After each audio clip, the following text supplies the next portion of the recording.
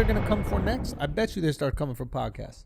Well, that's the dumb part. Is they're like, oh, this podcaster, podcasts. they had Ben Shapiro on their podcast. It's like you had Trump and whoever else that you hate on CNN nonstop. You were filming him for hours, just not even with backlash or counterpoints, just filming him. You're talking about the news organizations that are calling out podcasters. Yeah, exactly. So, okay, let's talk about this in two different worlds, right? One, we'll talk about the news organizations calling them out and the hypocrisy there, and then we'll also talk about big tech potentially censoring podcasts for misinformation. Let's first call out the news organizations because exactly what you said is true. Yeah. It's bullshit. It's like you showed up to his rallies with a camera that has a direct feed to your news network. Yeah. And now all of a sudden you're saying we need to silence him because his rhetoric is dangerous.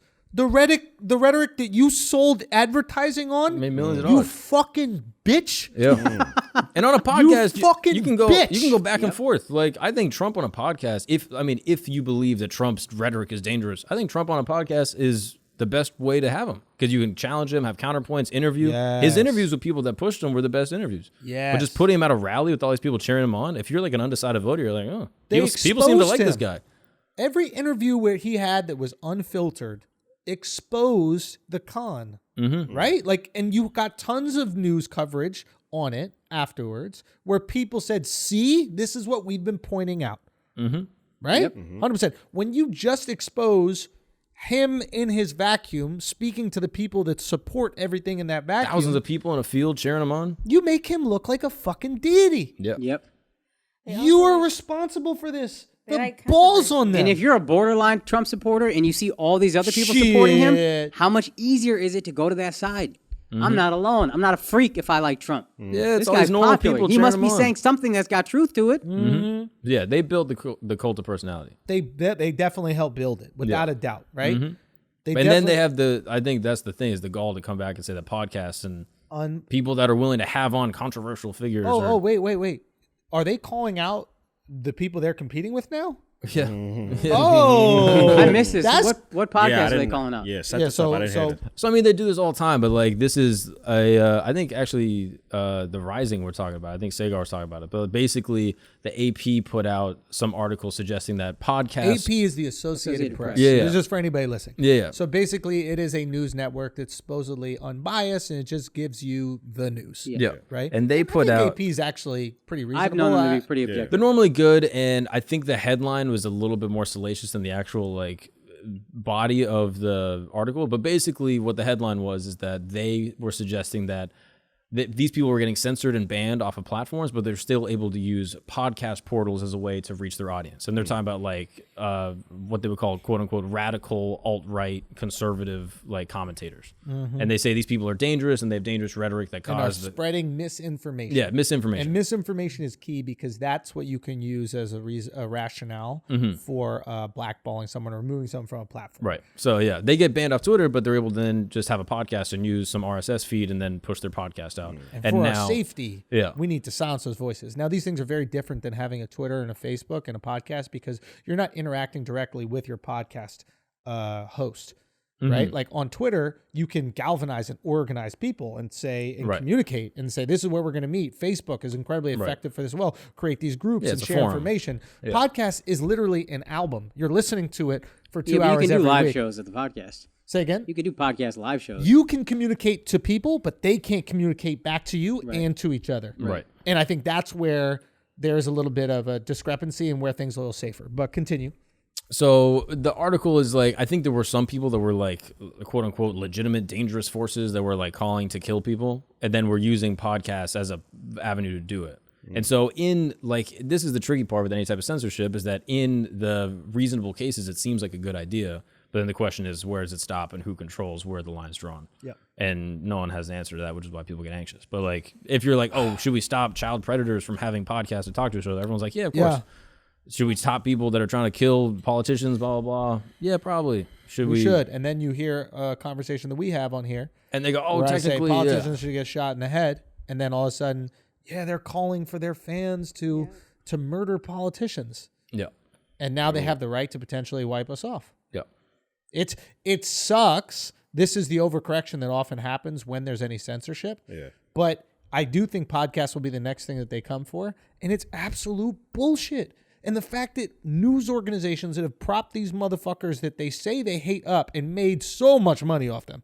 Like we're talking about, nobody's made more money than CNN off of Trump. True. Nobody. Very true. I mean, Fox News included. Fox, I don't think Fox, because I think what often happens is you make more money when the opposition is in office. Fox News made more money when Barack Barack was best in office. ratings of all time. Like They would have even better ratings, I imagine, if...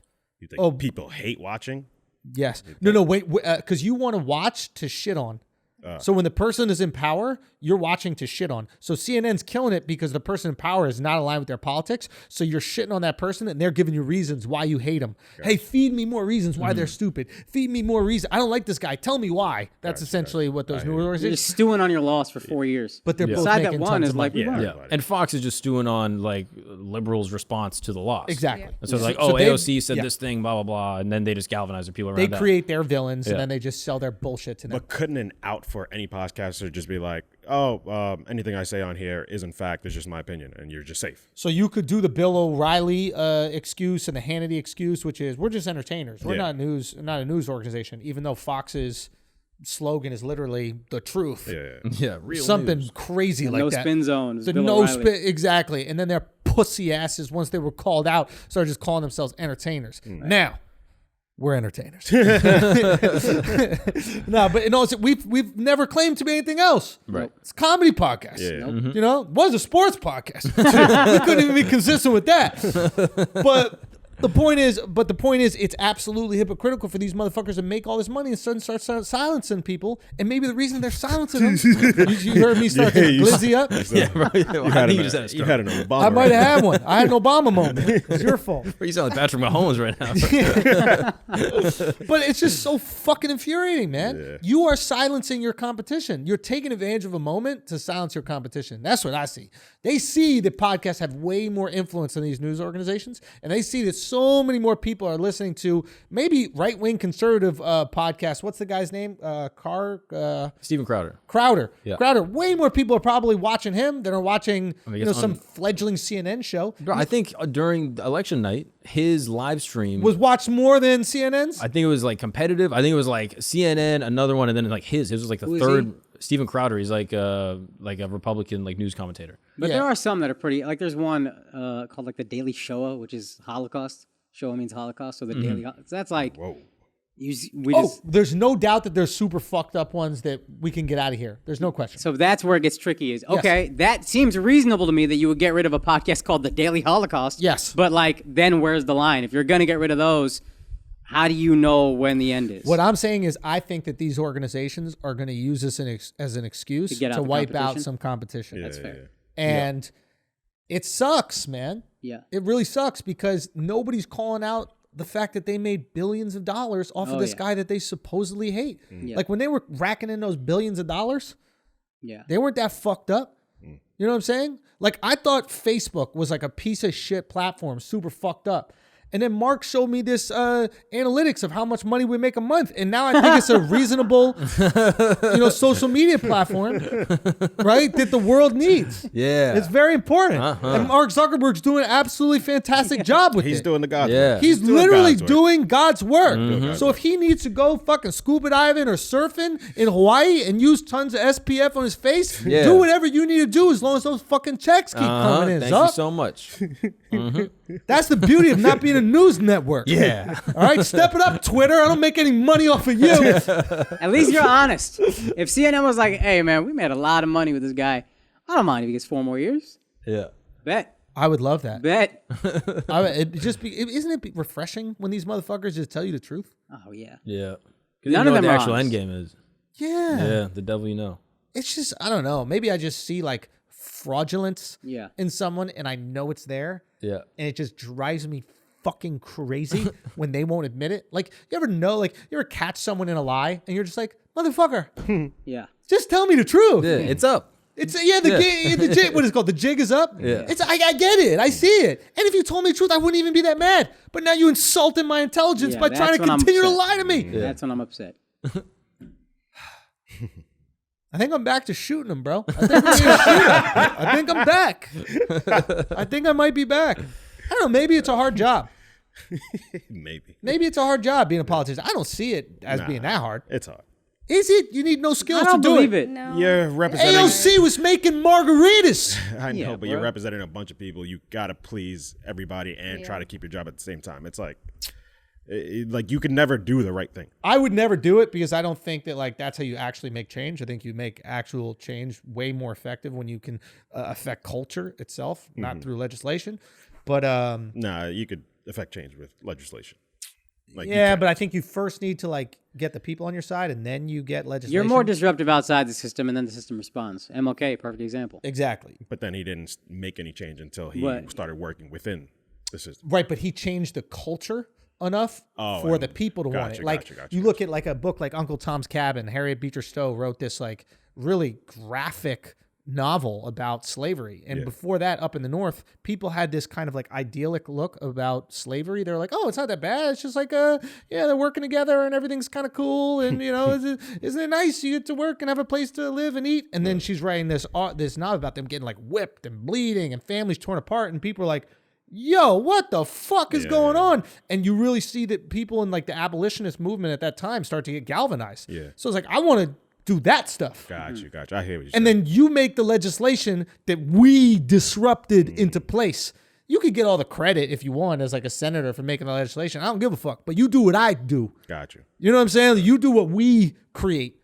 You're not going to impose on us. Because every time they impose shit on us, without us wanting it, we reject. Yeah. Yep. That's why they got to trick us into all these wars and shit. Like every single war you got to trick us into. You know what I'm saying? You saw Vice. Yeah.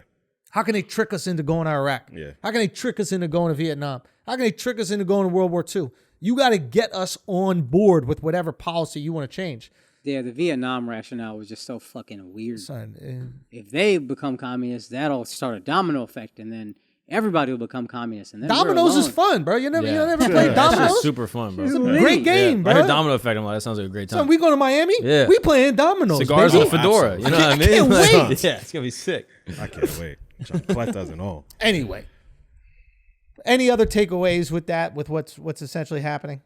Yeah, I mean, it's exactly what you were saying. It's just gonna be tricky when, like, obviously the bad things should go, the good things should stay, and like the fucking rest of the world's in the middle. You know what I mean? Like, the hard conversations about like life that are like insensitive, but are like intellectual conversations. Like, should they get banned? Should they not? I don't think so. Hopefully, the technocratic demagogues that run our world will see it the way you see it. Well, here's the thing. If we're talking about the technocratic demagogues, I don't What know if is we that? spoke about this. Fucking tech lords that run all the Jeff shit. Bezos Okay, and all these okay, motherfuckers. You know, Zuckerberg, all these guys. Gotcha. So this is an interesting thing that's happening in the world. And I don't know if we've spoken about it on this podcast. Maybe we've spoken on Patreon. But like America, okay, so you heard about like Jack Ma, right? Yes. And the billionaire Jack Ma is the richest Crazy. guy in China. I think we maybe spoke Yeah, about it we on spoke Flagrant a little bit, right? And how he was just ghosted for like 2 months. Yeah. Right? Apparently he's still alive, but I don't know if motherfuckers really heard from him like that. But they basically removed him from his seat at Alibaba, which is like the biggest, it's like Amazon there. We spoke about this with the drop shipping and everything like that. But China is going through the same thing America's going through. Only they're reacting to it as a totalitarian regime would react. They're going, yo, you're not going to have more control than us. We're the government. And America is reacting to it the way America would act. But, oh, I'm sorry, big business? Do as you wish. Yeah. Oh, you guys want to cancel people off your platforms, even though it might technically be a violation of free speech or whatever?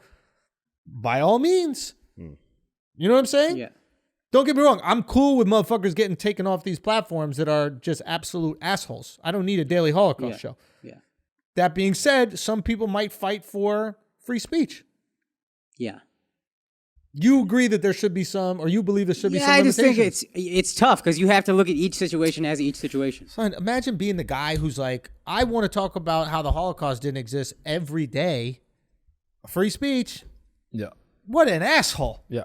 Like, you are ruining it for everybody. Yeah, it's just also mad boring. Like, find a new topic. What is this? How many times can you say this didn't happen? Every day. Yeah, come on, bro. Every day. Isn't there a metaphor for this? There's a metaphor for this. Like when people take advantage of the situation, it's like your parents go, okay, you don't have a curfew. And then you like every night stay out till 4 a.m. Yeah. Your parents are like, why are you making me impose laws, you fucking asshole? Yes. Why are you making, now I got to impose laws on the whole family because you need to take advantage of the freedom that I gave you. Yeah, Mark. Yeah, that's a lot of pointing at me, bro. But That's about that honeymoon. I know. no, but y'all know what I'm saying, Yeah. to us, right? Like, how do we articulate that feeling? Is this? Yeah, it's like a free ridership. Like everyone else has to. You basically make the rule. You break the not real rule to then make the rule. You know what Now I mean? you're forcing me to make the rule. Yeah. There should be no law against rape. You know what I mean?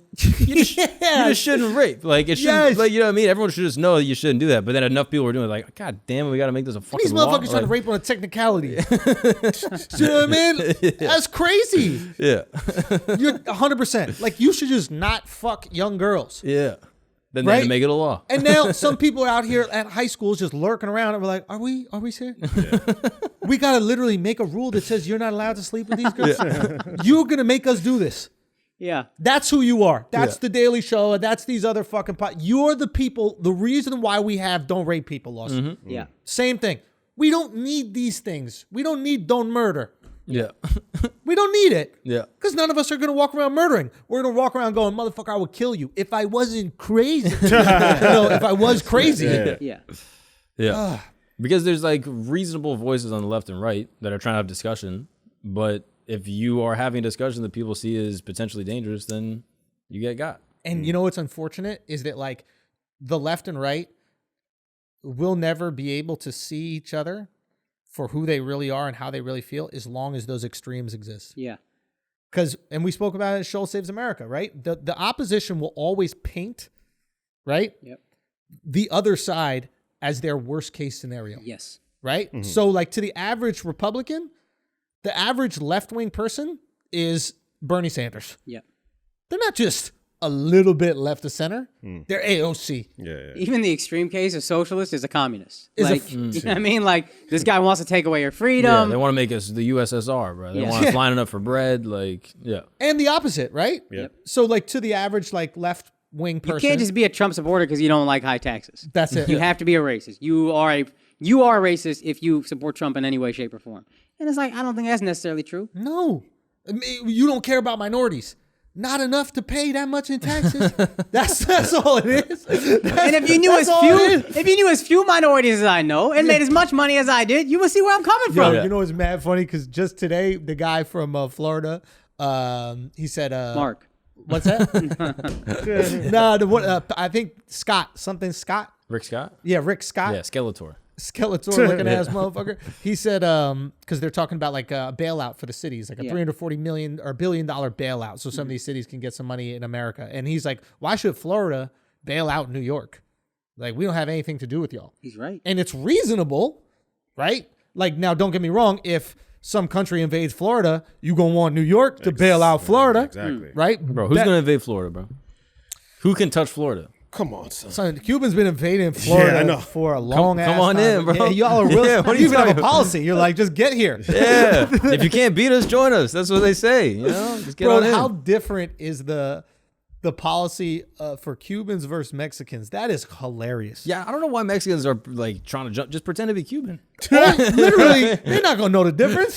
Yeah. Literally, pull up, get okay. Yeah. Get a fucking Cuban shirt or some How shit. Like fucked flag. up is that? Yeah. Cubans just need to put a foot on the dry land, and they are American. Mexicans Oh, that's true. need to live here legally for 30 years. Yeah, just show up and they go, "Are you Mexican?" You go, "No, I'm Cuban. I lost my ID." I just got here through Mexico.